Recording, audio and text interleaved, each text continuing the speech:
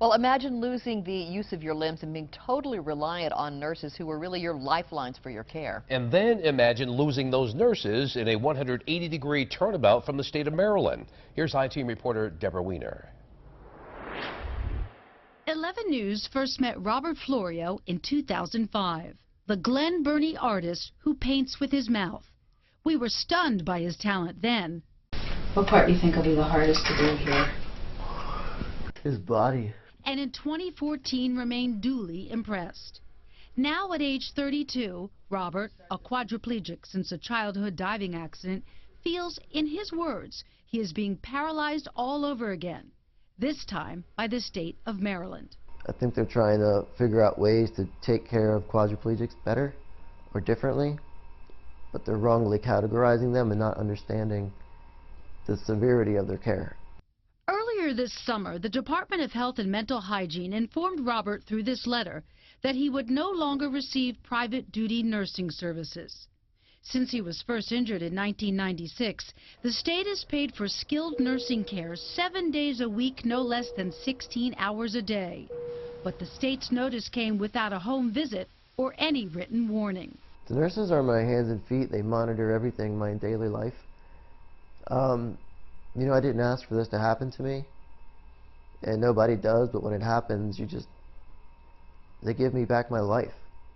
Robert believes the removal of his tracheostomy tube, previously needed to stabilize his breathing, is the reason the state wants to drop his private duty nursing care, though it was removed back in 2008.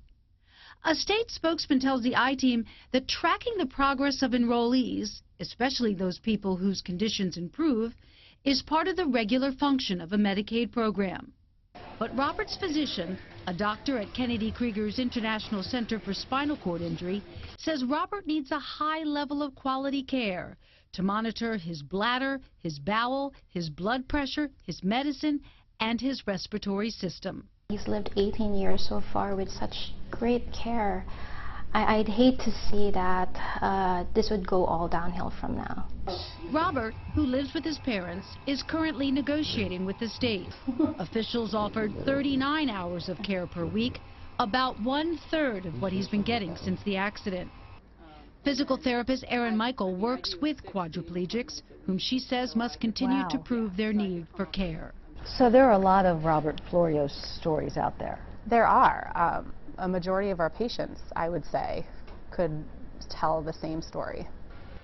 Robert says he has never focused on what he can't do, but his can-do attitude is facing its biggest challenge yet. It makes you a stronger person, but it completely redefines who you are. Robert's parents, both of whom work, believe if the state's plan takes effect, one of them will have to quit their job in order to care for their son. Robert's doctor believes while that would be loving care, it is skilled nursing care that has made such a difference in his life. For the 11 News I-Team, I'm Deborah Weiner.